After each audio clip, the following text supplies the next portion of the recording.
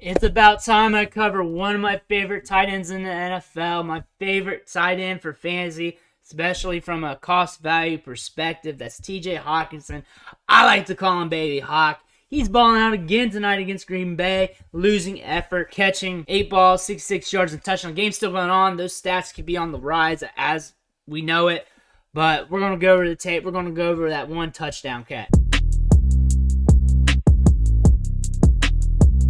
Here is the play. Tied at 7, second quarter. TJ Hockenson's in the slot at the top of your screen. It's got a guy head up on him. And we're going to go ahead and run this guy. So, look at the release here. Looks like we've got a little hop skip action. But really just moving forward a little bit. And he's trying to time things out because they're going to do a little pick. Plant steps, goes outside. There's the pick. Slows him down a little bit. And Hockenson out-athletes this dude to get the target. And that's just enough. That little pick is just enough for him to get open. And the release is important here too, because he's just buying enough time so this pick works. So you got to time it.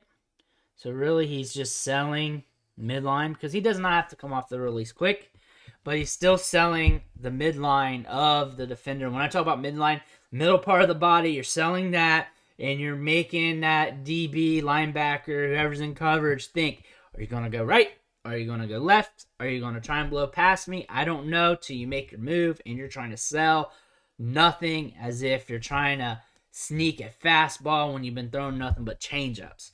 That's what you're trying to do here, and he's just doing this at a slower pace so that DB can get the pick, and when he feels the timing's right, plant steps and moves lateral. And I like this plant step here. Watch this, where his foot at and where his head's at. His head's still straight, so he's still selling midline, and he's using the plant step to plant to the left, hoping to keep that DB frozen when he makes that break, or linebacker. But the linebacker moves, gets picked, and that creates just enough separation. Remember, we say you're even, you're leaving. He's ahead. He's ahead by a little bit, but he's ahead, and that's enough. Goff sees it. He knows. Look at that. He's looking. He knows what he's got. And he's going to let go. He's going to let the go here. And he knows where it's going to be at to get the target. Hockenson doesn't even know that Goff's getting ready to throw it, but he knows it might be coming his way. And bam, looks up, ball's coming. Look at the scoop there. That's pretty right there. Nice, pretty catch in the end zone. And that's what Hockenson does. Here's a closer look at the route. Hockenson, again, working off the line of scrimmage. Selling midline. And then his plant step right here. Head straight. He's trying not to tell that he's going left, but he's got a plant step and a knee bend to the outward. So if he's keying on that, that's a good way to know. But it's hard when everything's going boom, boom, boom, boom, boom. But he's working the sell here. It doesn't work, but the pick does. Pick works just enough.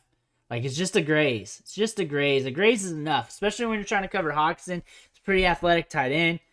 Gets open here. That's enough to be open. That's more than even. So he's definitely going to be leaving. The ball's in the air. Let's take a look at this catch because we're going to get a good look here. Frame by frame. The ball's in the air. Hits his hands. Look at that. Like a newborn baby being tossed off the building and being able to catch it. That's what Hockenson's doing right here. Soft hands in there, right in the bucket for the score. You may be questioning whether he's out of bounds. Nope. Foot. He's good. Touchdown, baby Hawk. And this is what he does. Big play maker at the tight end position. He's going to get a boatload of targets this year.